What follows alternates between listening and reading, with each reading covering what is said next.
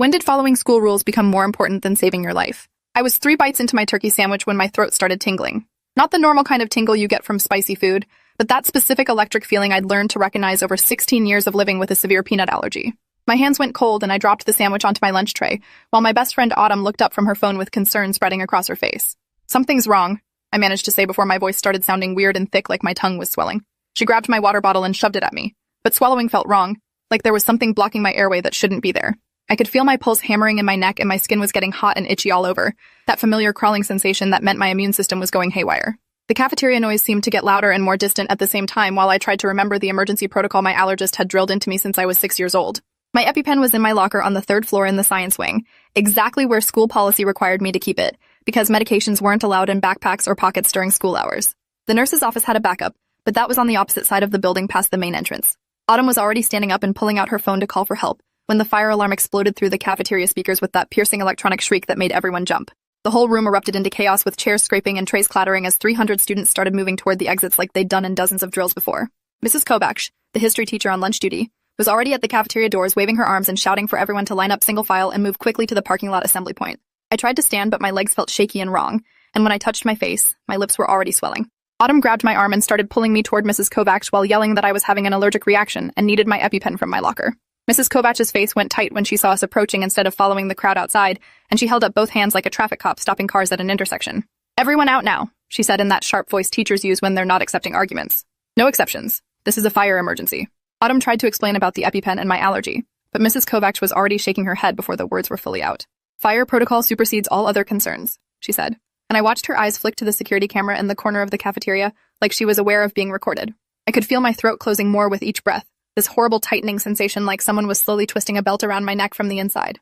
"The locker is the other direction," I tried to say, but my voice came out as a wheeze that barely sounded human. Mrs. Kovacs stepped closer, and I could see genuine concern flicker across her face before she covered it with that professional teacher mask. "I understand you're scared," she said in a softer tone, "but fire drills don't stop for medical excuses because people die in fires when we don't follow protocol." She put her hand on my shoulder and started guiding me firmly toward the exit doors, where the last struggling students were disappearing into the bright afternoon sunlight.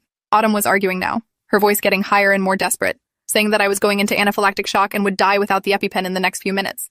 Mrs. Kovacs' jaw set in that stubborn way adults get when they've decided they know better than teenagers, and she said the paramedics could treat me outside where it was safe from fire danger, but right now we needed to evacuate immediately, because that's what the law required during a fire alarm. My vision was starting to tunnel at the edges, everything getting dimmer except for the bright rectangle of the exit door that Mrs. Kovacs was pushing me toward. I tried to dig my heels into the linoleum floor, but my legs weren't coordinating properly anymore and I stumbled forward instead. Behind me I heard Autumn yell something about getting the EpiPen herself, and when I managed to turn my head, I saw her sprinting in the opposite direction toward the science wing stairwell. Mrs. Kovacs shouted after her to stop immediately, but Autumn was already gone around the corner. We made it outside into the parking lot where students were gathering in their designated assembly areas by grade level, and the fresh air should have helped, but my breathing was getting worse instead of better. I sank down onto the asphalt and pressed my hands against my throat like I could physically hold my airway open through willpower alone. Mrs. Kovacs was on her radio calling for the school nurse while students started noticing something was wrong and forming a circle around us. I could hear their voices but couldn't process the actual words anymore, just a wash of concerned sounds that seemed to be coming from underwater. My lips felt huge and numb, and when I touched them with shaking fingers, they were swollen to probably twice their normal size. The itching sensation had spread to my scalp and down my arms, and I wanted to scratch at my skin until it came off, but my hands weren't cooperating with my brain's commands anymore. The world tilted sideways and I realized I was falling, my cheek hitting the warm asphalt while someone screamed.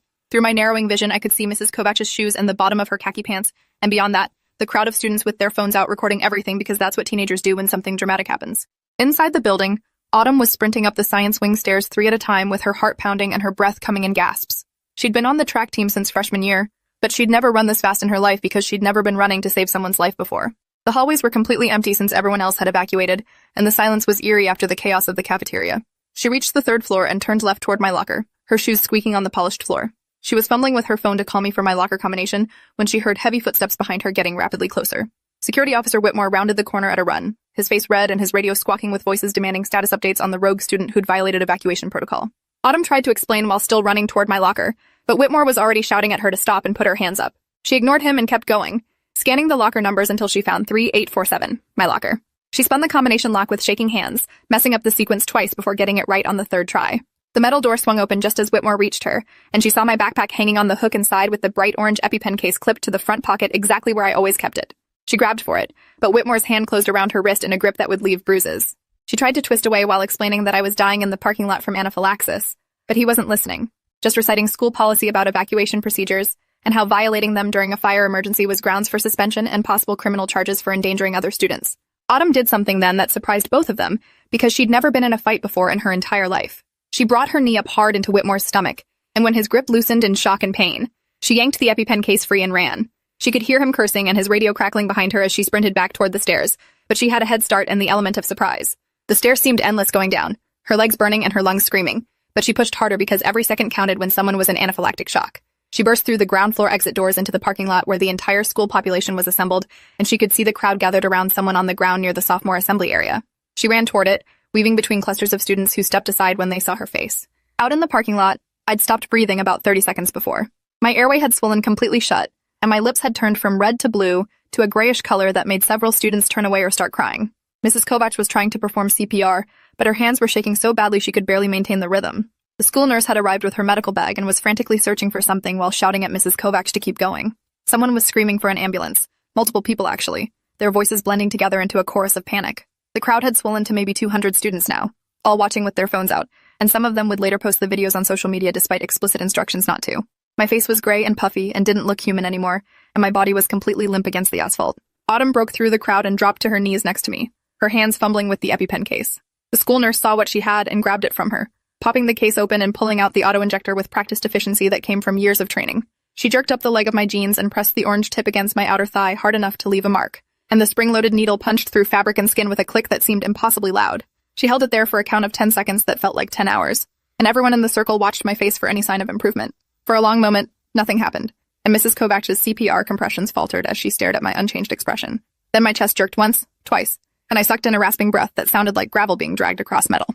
The crowd erupted in relieved sounds that were part cheer and part sob, but the school nurse wasn't celebrating yet. She had her fingers pressed to my neck checking my pulse, and was barking orders at Mrs. Kovacs to keep me on my side in recovery position. My breathing was still labored and my face was still swollen, but air was moving through my damaged throat again, which meant I might actually survive this. The nurse was on her radio calling for the ambulance status, and dispatch was telling her 8 minutes out because the fire trucks blocking all the streets around the school were making it impossible for the ambulance to get through.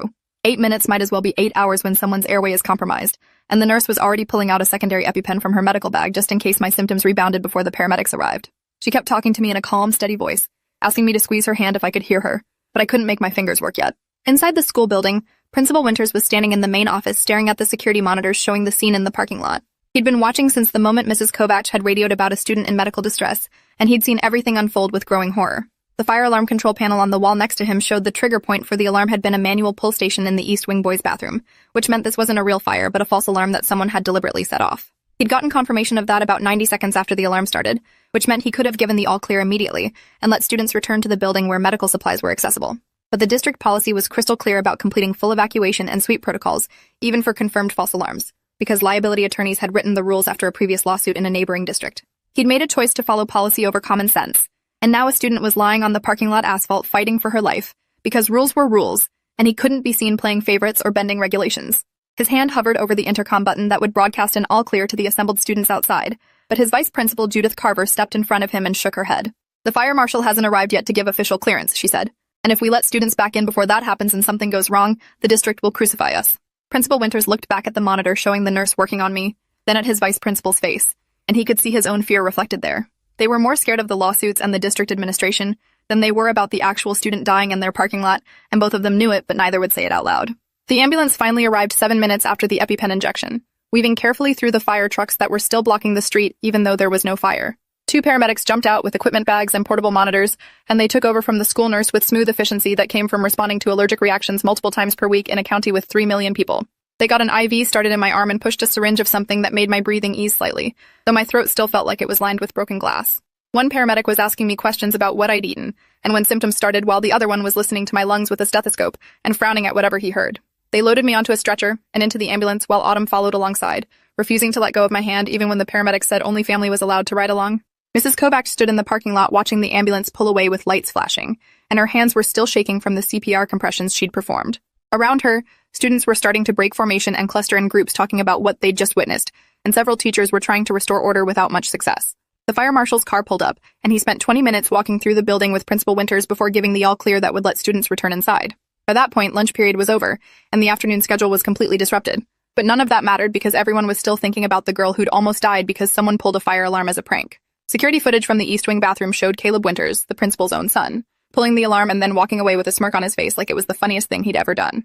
At the hospital, doctors kept me in the emergency department for 6 hours running tests and monitoring my breathing while my parents sat in uncomfortable chairs beside my bed, looking simultaneously relieved and furious. My mom kept stroking my hair and asking if I needed anything while my dad was on his phone researching allergic reaction protocols and school liability laws with the single-minded intensity of someone planning a lawsuit. The ER doctor explained that I'd been clinically dead for approximately 3 minutes before the EpiPen reversed the anaphylaxis, and they were concerned about potential hypoxic brain injury from oxygen deprivation. They wanted to keep me overnight for observation and would schedule an MRI for the next morning to check for any damage, though they were cautiously optimistic since I was alert and responsive now. My throat still felt wrong, swollen and painful when I swallowed, and my voice came out raspy like I'd been screaming for hours even though I'd barely been able to make sound during the actual emergency.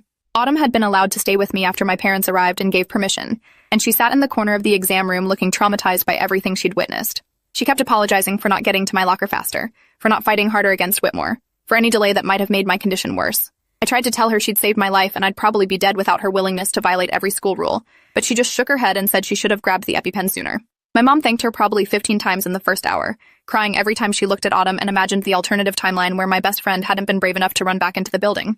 My dad was already talking about pressing charges against the school for negligence and against whoever had pulled the fire alarm for reckless endangerment, his lawyer voice coming out even though he normally practiced corporate contract law.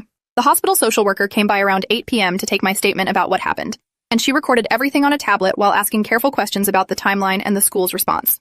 She wanted to know if Mrs. Kovacs had been told explicitly about my allergy and need for the EpiPen, and I confirmed that Autumn had explained the situation clearly multiple times. The social worker's face remained neutral and professional, but I could see something shift in her expression when I described how Mrs. Kovacs had physically guided me away from my locker toward the exit, despite knowing I was in anaphylaxis. She asked about school policies regarding medication storage and whether I'd ever been prevented from accessing my EpiPen before, and I explained the rule about keeping all medications in lockers or the nurse's office rather than carrying them personally. She wrote everything down and said a copy of this report would go to the school district and the state education department as part of a required investigation into the incident. That night, lying in the hospital bed with monitors beeping and IV fluids dripping into my arm, I couldn't stop thinking about those minutes in the parking lot when I couldn't breathe. The feeling of my throat closing and my vision darkening while surrounded by 400 people who couldn't help me would probably haunt my dreams for years. I kept touching my throat and my lips, which were still swollen but slowly returning to normal size, and the physical sensation grounded me in the present moment where I was alive and breathing. My mom had fallen asleep in the chair beside my bed with her head tilted at an awkward angle that would give her a stiff neck, but I didn't wake her because she needed the rest after spending hours oscillating between terror and relief. My phone had been buzzing constantly with messages from classmates asking if I was okay, and when I finally checked it around midnight, I saw that Autumn had already been suspended pending investigation into her assault of Security Officer Whitmore and violation of evacuation protocols. The next morning, the MRI results came back clear with no signs of brain damage from the oxygen deprivation, which the neurologist said was incredibly lucky, given how long I'd been without adequate airflow. He explained that younger brains were more resilient to hypoxic injury than older ones, and 3 minutes was right at the edge of the window where permanent damage usually occurred. They discharged me around noon with prescriptions for steroids and antihistamines and strict instructions to follow up with my allergist within 48 hours, and my parents drove me home in complete silence because no one knew what to say about how close I'd come to dying. Our house felt different when we pulled into the driveway, like returning to a place I'd left years ago instead of just yesterday. And I noticed details I'd never paid attention to before, like how the oak tree in the front yard had branches that could break in a strong storm, or how the mailbox post was starting to rot at the base. My phone started blowing up the moment we got home with messages from students at school who'd witnessed the whole thing, and several of them sent me the videos they'd recorded of me lying unconscious in the parking lot with my face gray and swollen. Watching myself almost die from an outside perspective was surreal and horrifying, and I could see the exact moment when the EpiPen took effect and my chest started moving again. The videos had already been shared hundreds of times despite the school's demand that students delete them, and several local news stations had picked up the story about a student nearly dying during a fire drill. The comment sections were splitting into camps, with some people saying I should have followed evacuation procedures, and others arguing that medical emergencies should override fire safety protocols, and reading strangers debate whether my life was worth bending rules for made me feel sick in a completely different way than the allergic reaction had. That afternoon, a letter arrived by certified mail from the school district's legal department, informing my parents that I was suspended for 3 days for failure to comply with mandatory evacuation procedures during a fire emergency. The letter cited specific district policy codes and state fire safety regulations, and it emphasized that all students must follow emergency protocols, without exception, to ensure collective safety during crisis situations. My dad read the letter aloud in a voice that got progressively angrier with each paragraph, and when he finished, he threw it across the kitchen where it hit the refrigerator and slid to the floor. My mom picked it up and read it again more slowly, and I watched her face transform from confusion to fury as the implications sank in that the district was punishing me for nearly dying when their fire drill policy prevented me from accessing life-saving medication. She pulled out her phone and started calling every parent she knew from school board meetings and PTA events, and within an hour, She had 15 parents agreeing to attend the next board meeting to demand policy changes. Autumn's parents hired a lawyer the next day to fight her suspension, and the lawyer immediately requested copies of all security footage and radio communications from the incident. The footage showed Mrs. Kovacs being informed about my allergic reaction and need for an EpiPen approximately 45 seconds after the fire alarm started, which meant she knew I was in medical crisis when she forced me to evacuate toward the parking lot instead of toward my locker. It also showed Principal Winters standing in his office watching monitors and receiving confirmation that it was a false alarm within 2 minutes, then choosing to continue the full evacuation protocol instead of giving an all-clear that would have let students access the building. The lawyer filed formal complaints with the state education department and sent demand letters to the district requesting immediate policy revision and threatening litigation if Autumn's suspension wasn't rescinded and expunged from her record within 48 hours. The backlash hit the school fast and hard, starting with local news coverage that spread to regional stations and then national outlets picking up the story about a student dying for 3 minutes because school rules prevented access to emergency medication during a false fire alarm. The district's communications department issued a statement defending their evacuation policies and emphasizing that fire safety regulations existed to protect all students. But the statement only made things worse because it seemed to prioritize hypothetical fire danger over actual anaphylactic shock that had measurably killed a student. Parents started organizing protests outside the district office demanding that Principal Winters be fired and policies be changed immediately. And several teachers who'd witnessed the incident came forward anonymously to say they'd been uncomfortable with how it was handled but felt powerless to intervene against direct orders from administration. The story got picked up by national allergic reaction advocacy groups who used it as an example of how schools were failing students with life-threatening medical conditions through inflexible policies that didn't account for emergency situations. Within a week, state legislators introduced a bill they were calling Right to Life-Saving Medication Access During Emergencies that would require schools to have override procedures allowing students to access critical medications even during evacuation or lockdown situations. The bill specifically named my case as inspiration for the legislation, and my parents were invited to testify before the state education committee about what happened and how policy could be improved. My mom prepared a detailed timeline with medical records and witness statements, and my dad worked with Autumn's lawyer to compile all the security footage and communications that showed where exactly the system had failed. The committee hearing was scheduled for the following month, and in the meantime, our school district was under intense scrutiny from both state education department investigators and media outlets looking for any additional angles to the story. At school, when I finally returned after the suspension ended, students treated me like I was made of glass and might shatter at any moment. They stepped aside in the hallways to give me space and spoke to me in careful voices like I was recovering from trauma rather than just an allergic reaction, though I suppose nearly dying probably did count as traumatic. Mrs. Kovacs was on paid administrative leave pending investigation, and a substitute teacher had taken over her classes, and the few times I saw her in the building before her leave started, she couldn't make eye contact with me. Security Officer Whitmore was still at school but had been reassigned to the parking lot entrance instead of hallway patrol, and he gave Autumn a wide berth whenever their paths crossed in the building. Principal Winters was still in his office but looked 10 years older than he had before the incident, with dark circles under his eyes and a permanent stress line between his eyebrows that hadn't been there before. The cafeteria became a minefield of anxiety because I couldn't stop thinking about cross-contamination and whether my food might contain hidden allergens that could trigger another reaction. I'd switched to bringing lunch from home in a sealed container that I prepared myself, and I sat at a corner table away from other students who might have food I was allergic to nearby. Autumn sat with me every day despite me telling her she didn't have to isolate herself from our other friends, and she'd brought her own safe lunches in solidarity, even though she didn't have any food allergies. The cafeteria staff had been instructed to be extra careful about allergen warnings after my incident, but I noticed they still weren't separating utensils between different food stations, which meant cross-contamination remained a real possibility that could put me right back in the hospital or worse. My therapist, who I started seeing at my parents' insistence 2 weeks after the incident, explained that what I was experiencing was post-traumatic stress, and that my hypervigilance about food safety was a normal trauma response to nearly dying from eating something contaminated with allergens. She taught me breathing exercises and grounding techniques for when the panic would spike, but nothing really helped with the constant low-level anxiety that followed me through every school day. I'd been evaluated by a cardiologist because of the 3 minutes without oxygen, and while the test showed no permanent heart damage, she'd recommended I avoid intense physical activity for at least 6 weeks while my body recovered from the shock of the anaphylaxis. That meant no gym class and no after-school sports, which effectively isolated me even further from normal teenage life and made me feel like I was existing in some weird quarantine space separate from everyone else. The investigation results came out 6 weeks after the incident, and they were damning in ways that surprised no one who'd actually witnessed what happened. The state education department found that my school district had violated multiple regulations around accommodating students with life-threatening medical conditions, and that their fire evacuation policy created dangerous situations for students needing emergency access to medications or medical equipment. Principal Winters was found to have acted negligently by continuing the full evacuation protocol after confirming it was a false alarm, especially given that he'd been informed about my medical crisis within minutes of it starting. Mrs. Kovacs received a written reprimand that would stay in her permanent file and was required to complete 20 hours of training on medical emergency response before she could return to teaching duties. Security Officer Whitmore was suspended for 2 weeks without pay for using excessive force against Autumn when she was attempting to help during a medical emergency, and he was required to undergo retraining on appropriate use of force policies. The student who'd pulled the fire alarm as a prank turned out to be Caleb Winters, Principal Winters' 17-year-old son, which explained why the investigation had moved so slowly initially. Caleb was expelled from our school and charged with reckless endangerment and filing a false fire alarm, both misdemeanors that could result in juvenile detention depending on how the judge ruled. His father, Principal Winters, announced his resignation the same day Caleb's identity became public, though the district allowed him to characterize it as early retirement, rather than being forced out, which meant he'd keep his pension and benefits. The whole situation felt like a house of cards collapsing, with each revelation leading to another layer of administration trying to protect themselves from liability, rather than taking responsibility for the systems that had nearly killed me. My parents' lawsuit against the district was settled out of court for an undisclosed amount that covered all my medical bills and therapy costs, plus additional damages that my parents put into a trust fund for my college education. As part of the settlement, the district agreed to implement new medical emergency protocols that would allow students with documented medical conditions to access their medications immediately, even during evacuation or lockdown situations.